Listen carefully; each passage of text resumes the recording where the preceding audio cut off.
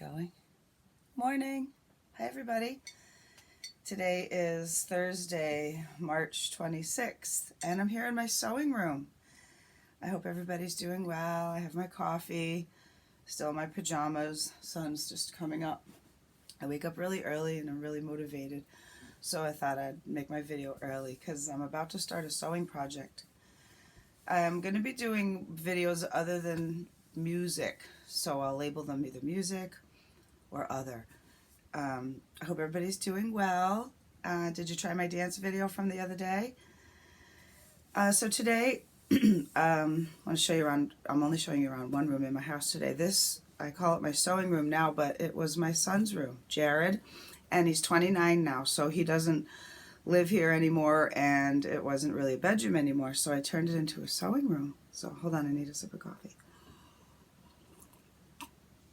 I have a special place to put my coffee cup because more than once I've knocked it over on my sewing table onto a project.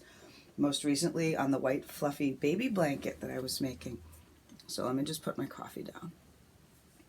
Okay, before I jump into my sewing project, I want to give you a knitting update for all of you who, look how much I've gotten done.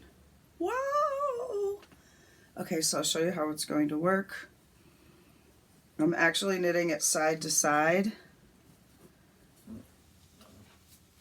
Oh, I gotta step back. And this is the armhole. And this is the back, so it's going like this. Maybe like that. Now you can see how it's going to be that long drapey front. Okay? So, there I go. I'm going to set that up. Trying so hard not to get it covered in cat hair. Speaking of cats, this is called a yarn bowl. And it's exactly what it is. It's a bowl for yarn. And I keep my ball of yarn in there, and then in the back here, there's a place where the yarn can come out. It also has a hole if you wanted to feed it through, but I tend to move around a lot, and I don't want to be locked into not being able to take it out. So because when you're knitting and you pull the ball and it rolls, it'll roll right off your table onto the floor and pick up all the dust, cat hair, whatever. So that's my, isn't it cute? My daughter and her boyfriend gave it to me last year for Christmas. Came from this wonderful yarn shop down in Chatham called A Great Yarn. Okay, so today, hold on, need another sip of coffee. Let me get the pattern. Okay, I'm making a dress. Really excited. Here's the pattern. Can you see the picture? There you go. Try not to get a glare on it. It's called The Hinterland Dress by So Liberated. And it's this lady who has her own pattern company and started her own business. And that's her on the cover. Her name is Meg. Sorry, I don't remember your last name right now. Okay, so I ordered the pattern online.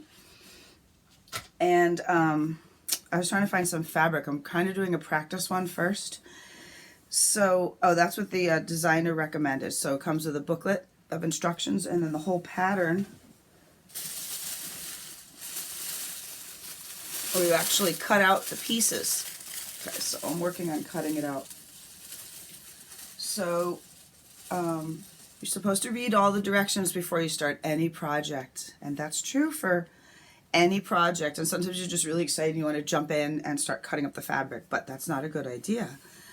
And it's like reading the author's notes in a book or reading the composer's notes before a piece of music. You want to get the lay of the land. So last night I read the directions and I picked out my fabric. And one of the things that the designer recommends is making a practice one out of fabric called muslin. Just plain white fabric. Sorry if the lighting seems so harsh. Still working on lighting. It's just plain white fabric. Okay, when the sun comes up a little more, I'll be able to turn that light off and do natural lighting. So it's just a basic, inexpensive, off-white, natural cotton, thin. Oh, that's not a big enough piece. So for the dress, there's two parts. The top part is called the bodice, and then the bottom part is called the skirt. So the bodice, you know, the skirt's pretty flowy, so that's pretty easy to get to fit, but the top part is the part that you want to make sure it fits right.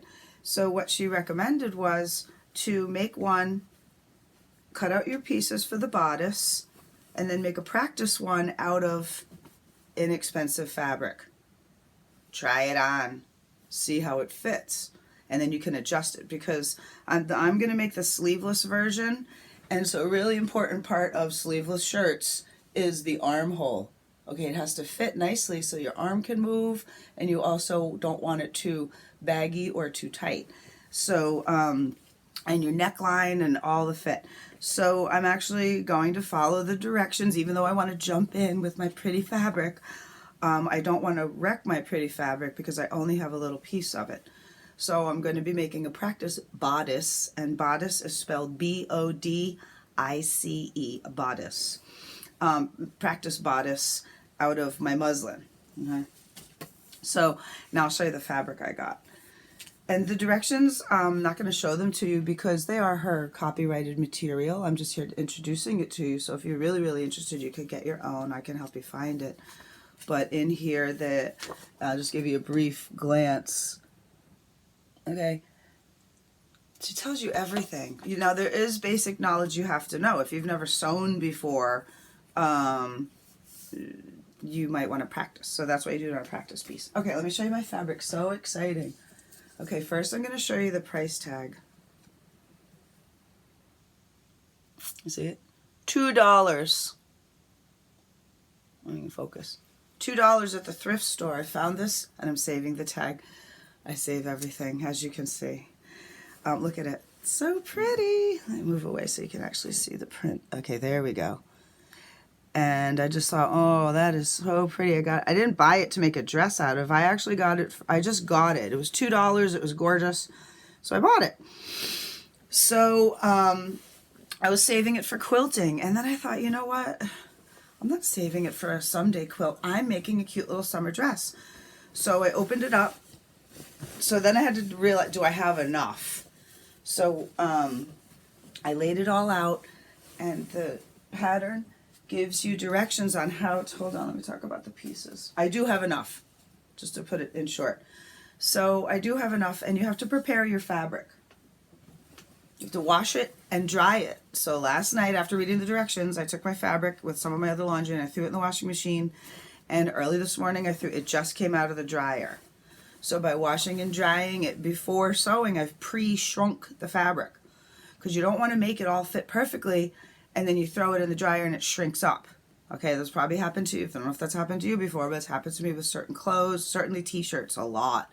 If you don't get, that's why it says pre-shrunk cotton on some of your t-shirts. So that means they've already shrunk the fabric before they sew the garment, so that way it stays the same size when you wash and dry it. It doesn't shrink anymore. So pre-shrunk. So I went ahead and shrunk my fabric and laid it out with the pattern pieces to see if I have enough, and I do. It's going to be really cute. Pause. Coffee.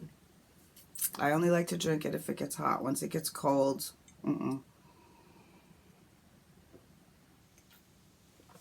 Okay, sorry about the coffee break. It's early, you guys. I don't drink coffee at school. So, all right. Oh, okay, here's my measuring tape. So this, I wanted to tell you, okay, so it's just a long, it's like a ruler on a fabric thing, okay? So, how do I know what size to make? Because the pattern, get one of my pieces. This is what, okay, it's this thin little paper. And this is a piece for the bodice. Now, see all these lines? Those are all the different sizes. So the one in the middle, there's the smallest size, and then the next size, next size, next size, next size, and so on and so on and so forth. So you figure out, and I'm going to show you in a minute how, which size that you want. Let's just say, for example, I was going to cut out size 10. Well, it's hard to see in this, but each one has a special kind of dotted line. Let me see if I can get in there. There you go. Okay. You can see that all those dotted lines are a different kind. The top one's solid, then the next one is a big dash with a little dash. Then the next one, they're different patterns of dashes. Okay, so I find my number. I'm going to go cut out the number 10 and see the pattern. It's an even pattern of dashes. So I'd have to follow that. Zoinks, there it is. Where'd it go? It takes a corner. Okay, so when I cut this out, I have to be really careful that I cut out my size. Okay, so after I cut it out, I actually iron this. See how it's been folded up in the box? That's not going to lay perfectly on my fabric. So, excuse me, I'm actually going to iron these gently with no steam. So, and also iron my fabrics. Okay, so here's my measuring tape. In the pattern, it gives you a chart of all the sizes. And you measure 3 places: your chest, your waist, and your hips. And so what you do is you just put this around your body and you measure. And then you compare you just go around, measure, hips, bust, and then you go in the book and you find the chart and the one that works for you. So I'm actually making it a tiny bit bigger than I think I might need the first time on my practice one. And that's because once I cut the paper, I can't put it back on. So I would rather make a mistake, on the side of caution. Okay, so that means that if I make a mistake, I can still fix it. So I'm going to start with a little bit larger size and then see about adjusting it. Because one of the things that when I get a new jacket or a coat or a dress, if you can't move your arms, you guys know me, my arms are always going, conducting or driving or knitting, whatever it is. If I can't move my arms freely, then I'm not going to wear it. I can tell instantly when I try something on at the store, especially coats and stuff, or shirts. As soon as I'm like, yeah, either yes or no.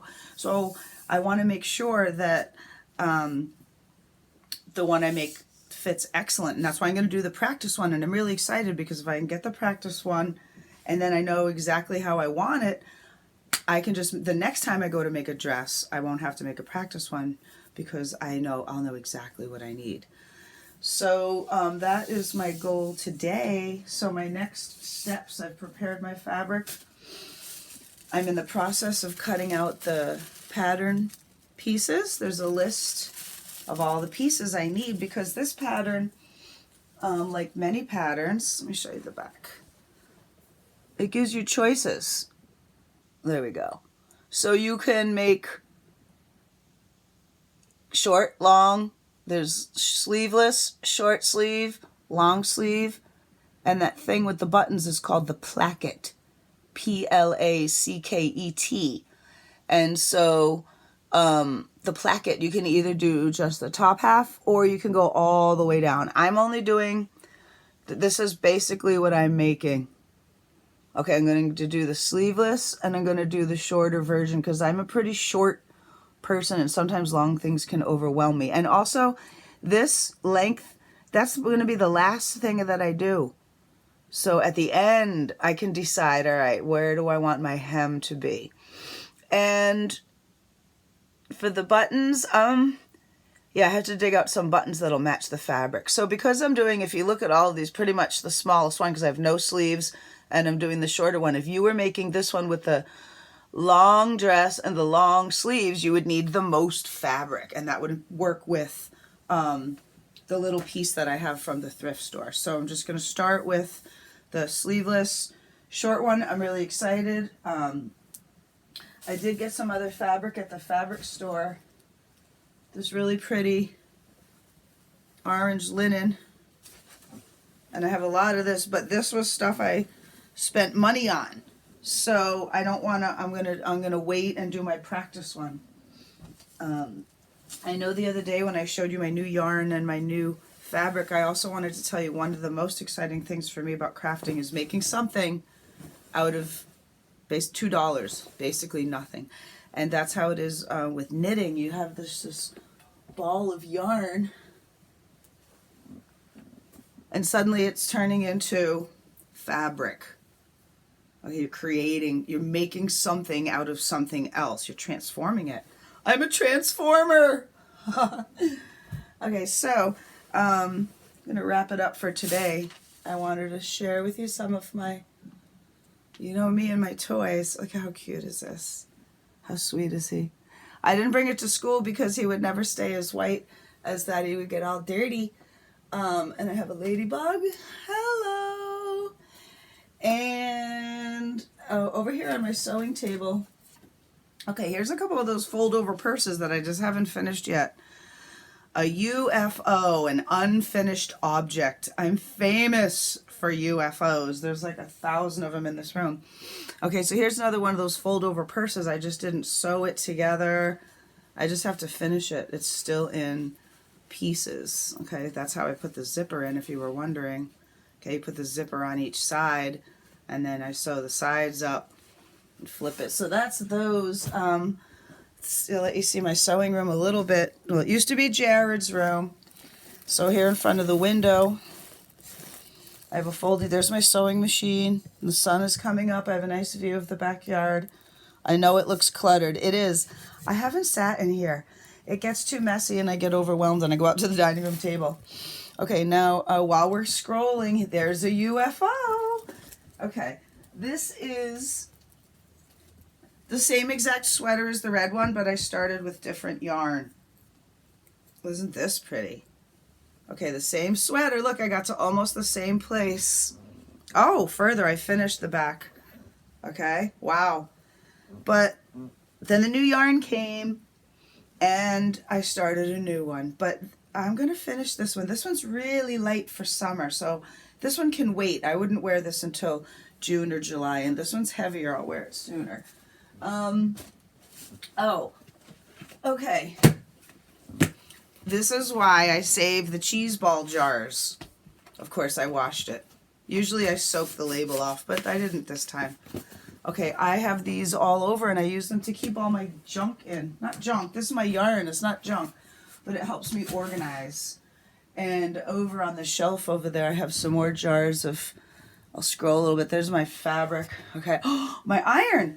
Oh my gosh. Okay, I can't end without showing you my iron. That's what I was waiting for. Okay.